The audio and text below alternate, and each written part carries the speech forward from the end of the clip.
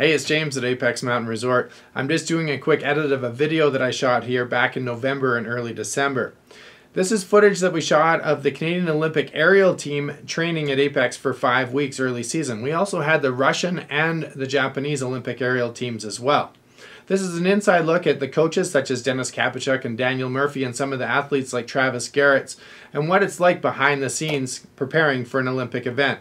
We wish all the athletes from Canada all the best at the Olympics. We're all cheering for you. Go Canada, go!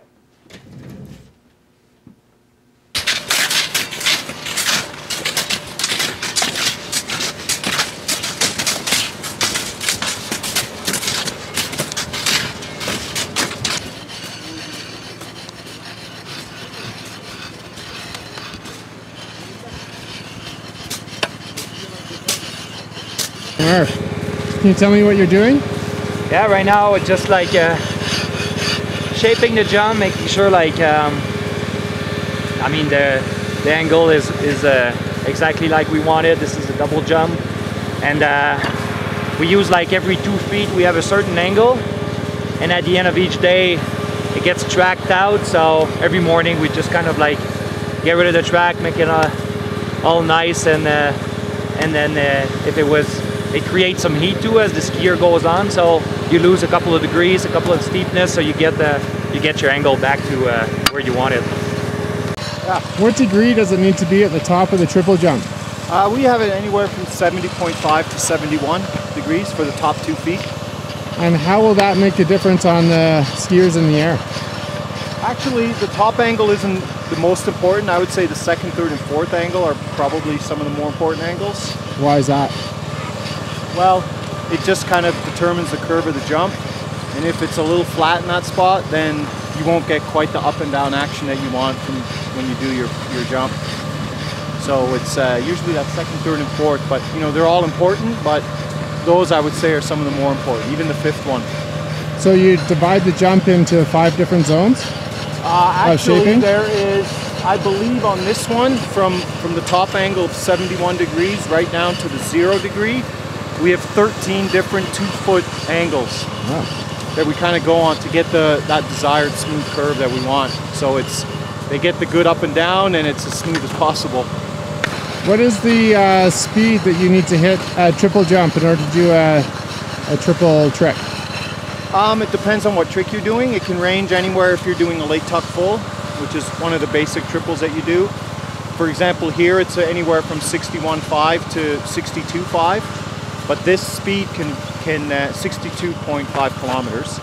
This can vary from airside to airside depending on the length of the in-run, the pitch of the in-run, how much flat we have here in the jump. So I've seen it as high as 70K when you're doing full, double, full.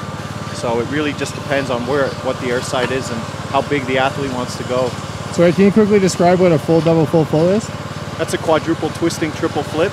So that's a full twist on the first flip, double twist on the second flip, and a full twist on the third flip.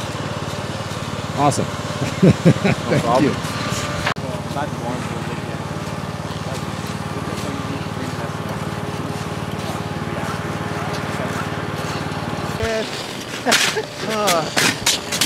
So Murph, tell me why people are shopping here. Yeah, every morning the athletes come and then we make a line. We chop the landing, just getting like, it freezes overnight, so we just like make it soft, chop it in chunks, and then so it's ready to land more safely. Because here with our landing is very steep, so the impact is kind of minor because it's a very steep landing and you're jumping and flipping and sliding with the angle, but it's nice if it's chopped as well in case like you touch your back or you don't land so good, or even when you land on your feet, it's just a nicer cushion.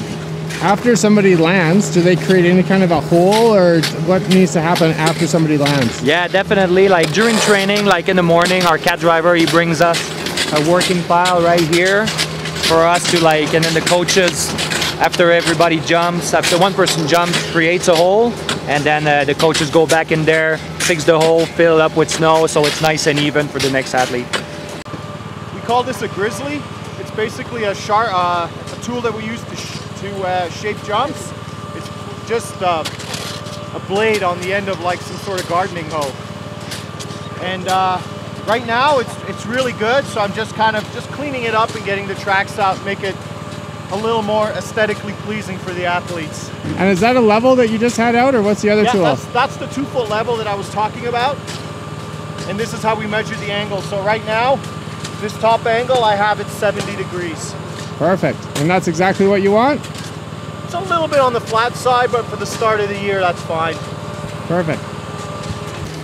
Murph, is there any difference in the angles of the jumps from one nationality to another in terms of training? Yeah, a little bit. I would say in the last 5 or 6 years, I think all the shapes are very similar. But how it works when we go to World Cup and Olympics, there's 3 triple kicker and there's 2 double kicker, and then Australia is allocated to 1 double. The US have 1. Canada has a triple, China has a triple, and the Swiss have a triple. And they shape it however they want to please their athlete. But every country is welcome to jump on the Canadian or the Swiss.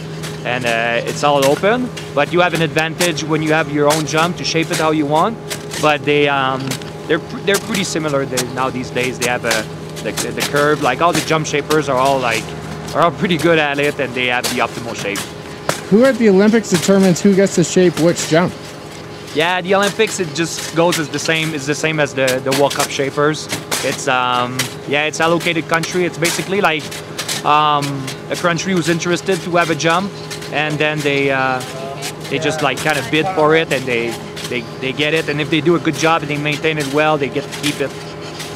So is it something that an Olympic committee decides, or is it something that is almost decided on the World Cup tour prior to the Olympics? Yeah, it's decided on the World Cup tour prior to the Olympic, and unless there's a big change or a big demand from the aerial working group, there's a working group. If there's something like, okay, this jump is never really shaped properly, or there's never any athletes on it, like there's some modification that can be made, but it's basically all in the World Cup power. So Travis, you're one of the guys on the Canadian team that's throwing triples. Define a triple jump. What does that actually mean for the general public out there? So a triple jump is basically when we go down this big in run here at 68 kilometers an hour off a 4.5 meter tall jump. We fly about 50 feet in the air doing a triple somersault. So in each flip we can add or take away twist depending on which trick we're doing. And what I'll be competing this year is a full double full full, which is a quadruple twisting triple backflip. Just think about that. I'm trying to think about it, and that's why I'm stalling right now, because I can't even throw my head around that. Describe a triple twisting back. So basically what we do is in the first flip, we do 1 full 360. In the second flip, we do a 720. So we wrap our arms in tight to our body, which accelerates our twist. And then in the last flip, we do 1 full 360 again in preparation for landing. What we're doing is we're always looking at the landing. If you think about figure skating, you know how they always have that one point they go and look to not get too dizzy? That's kind of what we do as well. So what is going through your mind? I know you've done this 1,000 times before, but on every jump, describe the process from starting at the top of the in-run right through landing. What's going through your head?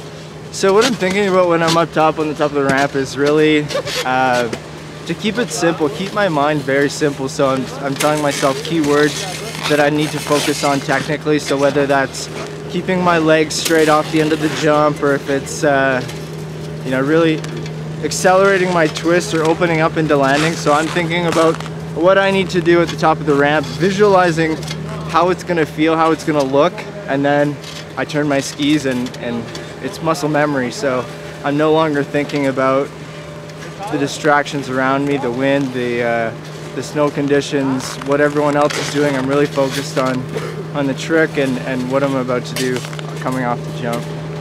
Stupid question. Do you ever get nervous? I do. Aerials is a really crazy sport, and I think being stressed, being nervous, being scared even, it's almost as if it's a respect to the sport. You know, we got to respect the conditions, the extreme aspect of this sport, and if we weren't scared, I don't think it'd be normal. I think that's a very valid answer. Yeah. Awesome. Thanks so much, Travis, and best of luck James. at the Olympics and the World Cup circuit. Thank you very much. Thank you.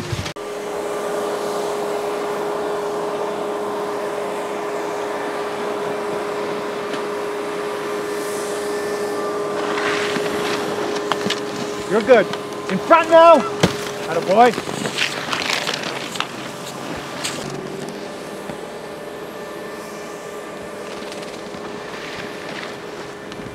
Pull it in. Pull it in.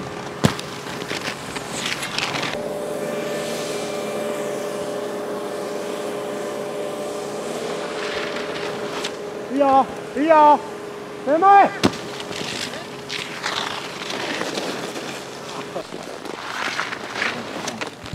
Подработай чуть-чуть.